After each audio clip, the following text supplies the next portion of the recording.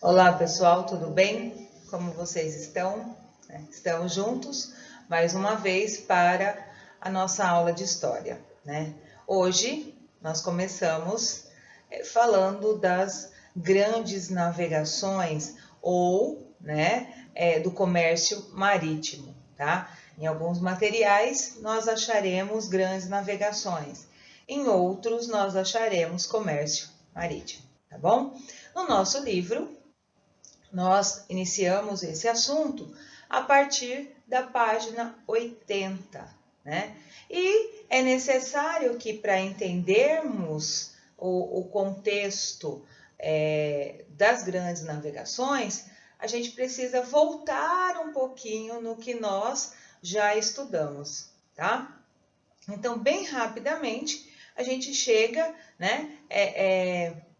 até aqui. Como, de repente, nós chegamos nas grandes navegações, né, na Idade Moderna, enfim, nós temos, né, um contexto bem importante para ressaltar em relação a tudo isso. Vocês se lembram que lá no capítulo 1, né, quando nós estudamos o Império Bizantino, vocês viram que Constantinopla ficava num lugar extremamente privilegiado. Vocês se recordam disso? Né? Então, quando a gente fala que Constantinopla estava num local privilegiado, né, localização geográfica privilegiada, a gente se remete, então, que ali em Constantinopla seria a ligação comercial Ocidente-Oriente. Tá? Então, esse fator é extremamente importante neste momento. Tá? Um outro ponto que ressalta também que as cidades da Península Ibérica, elas eram cidades comerciais. Tá? Então, o fato de ser cidades comerciais, novamente, ressalta a necessidade, né, e a curiosidade de buscar mercadorias, né, ou de conhecer outros lugares. Isso é inerente a nós, né? Nós, seres humanos, temos essa vontade de conhecer, de explorar, né, de viajar. Então, imagina no século XV, tá? Porque nós teremos ali essas empreitadas já no final do século XV, tá? Só que as cidades importantes, né, cidades comerciais nesse período, era Gênova e Veneza, tá? Comércio com o mar Mediterrâneo. Tá? Então, Gênova e Veneza, assim como o Oriente, dominava. Quem era o Oriente? Né? Vamos contextualizar. Quem era o Oriente, juntamente com Gênova e Veneza, que dominava o comércio? Os árabes. Tá? Então, esse comércio dominado por poucos, o que acontecia? Quando essas mercadorias desejadas, cobiçadas, chegavam à Europa, essas mercadorias chegavam muito caro, né? Então, qual foi o desejo, né, de algumas monarquias? Ora, empreender, né, esse caminho e buscar essas mercadorias, sem os chamados atravessadores, tá bom?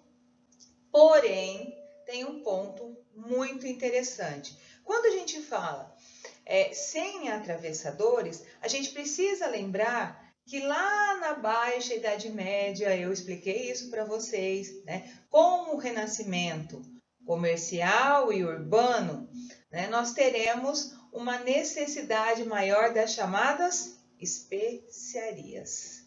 Lembram? Do cravo, da canela, da pimenta, da noz moscada, né? Da seda, de alguns outros produtos de luxo que passaram a ser desejados na Europa. Só que a gente tem um fator que nós não podemos esquecer, que foi trabalhado pelo professor Juan, que a Guerra dos 100 Anos, né, afeta profundamente a Europa. Lógico, a Guerra dos 100 Anos é atrelada, né, vamos dizer assim, à peste negra. tá? Então, todos esses fatores precisam ser levados em consideração, tá bom? Para nós chegarmos a esse cenário de navegação, de exploração, certo? Então, vamos lá. Lá no livro de vocês, tá? No livro de vocês, na página 81, começa a explicar todos esses fatores. Então, por favor, né? Abra um livro, acompanhe a aula, pause a aula, dê uma olhada, sublinhe o que for necessário conforme eu vou mostrando para vocês. Dê uma paradinha, sublinha lá no livro de vocês aquilo que é importante, tá certo? Isso também já vai ajudando, né? De certa forma, apesar de não ser o assunto da avaliação, ajudando vocês a relembrarem algumas coisas importantes para a avaliação, tá bom? Então, olha aí, navegação ou, né, viagens europeias ou comércio marítimo parte do princípio do século XVI do século XV ao século XVI. Então, mas professora, você está colocando ali 1400. 1400 começa a se pensar nesse processo. Tá? Navegação não é fato inédito europeu desse período, tá? Não.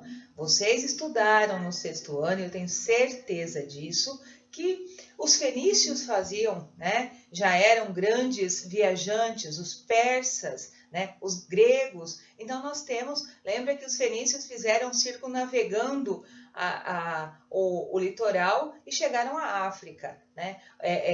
Chegaram a o que hoje corresponde à Inglaterra. Então nós temos esse avanço, né? E desejo pelo mar há muito tempo. Porém, há um desconhecido no imaginário, né? Das pessoas desse período, porque o único navegável era o Mediterrâneo. E os outros? E o Atlântico? O Atlântico, o famoso Mar Tenebroso, tá? Nós já vamos falar sobre isso. Bom, quando se fala, então, em expansão marítima, veja aí, tá? Exatamente como está no livro de vocês, né? Durante as grandes navegações, os europeus vão contornar a África para estabelecer rotas comerciais. Qual era então o desejo? As especiarias.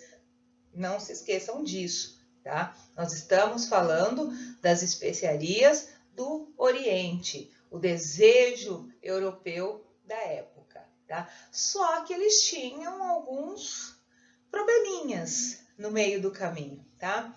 Primeiro, né, chegar até as Índias. Segundo, e os italianos? E os árabes, que já faziam esse comércio? Então, tudo isso é fator que deve se levar em consideração, tá certo? Olha aí, né? Então, quando se fala em navegação, quando se fala mundo conhecido até então, as Américas, a América propriamente dita, né? A Oceania, nada se sabia, não existia, tá? Então, o que era o mundo até então? A Ásia, o Oriente, o Ocidente, né? Europa, né? Já falamos de eurocentrismo, aquela ideia de que a Europa era o centro do mundo, tá bom? A África servia para as mercadorias, né? Então, era necessário explorar, era necessário conhecer outros lugares, tá bom? E o que a gente vê aqui, então, está na página 81, penúltimo parágrafo. Lá embaixo, penúltimo parágrafo. Olha aí, durante esse período, né, nós teremos os exploradores. A primeira monarquia oficial com o rei de fato assumindo a sua posição numa monarquia é Portugal, tá? Então, Portugal passou por um período de uma chamada Revolução de Avis, e nessa revolução, de fato, terá um monarca que representará a monarquia portuguesa. E aí Portugal, então, se lança a expansão marítima, tá? Por quê? Porque Portugal já tinha experiência. Portugal já conhecia o mar, não o mar adentro, né? Mas ele já fazia a pesca do bacalhau, então tinha condição financeira importante para esse processo e assim por diante. Mas olha o mundo, né? Então o mundo conhecido era esse. O mundo que as pessoas, né, principalmente os navegadores, tinham em mente é esse, feito por Ptolomeu, ainda, né, lá na antiguidade. Então não se conhecia, daí o imaginário, tá bom? Olha lá, imagina esse, né, contexto que as pessoas, que os navegadores da época, que as pessoas na época tinham do mundo, a Terra plana. Por isso o Atlântico era o mar tenebroso, o mar de monstros, né? Porque a terra plana cairiam, né, e seriam devorados por monstros marítimos. Mas por quê? Por que realmente se arriscar a tudo isso? Valia a pena, né? Bom, nesse contexto tem um poema que diz que valia a pena, tá? Então vamos lá. Motivos, solução e como conseguir. Vejamos. Olha aí, motivo: busca de uma nova rota marítima sem o intermédio, né, dos italianos e dos árabes, tá? Por conta da aquisição das especiarias, né? As especiarias e os artigos de luxo, tá? Vindos do Oriente. Como conseguir uma nova rota marítima para as Índias? Eis o desafio, né? Então, buscava-se uma rota marítima sem passar pelos já dominantes do comércio e conseguir, né, chegar mais rápido e trazer essas mercadorias mais em conta, mais barato para a Europa, tá? Olha lá, qual foi então a solução encontrada? Tá aí, né? Navegar pelo Atlântico. Porém, isso nunca havia acontecido.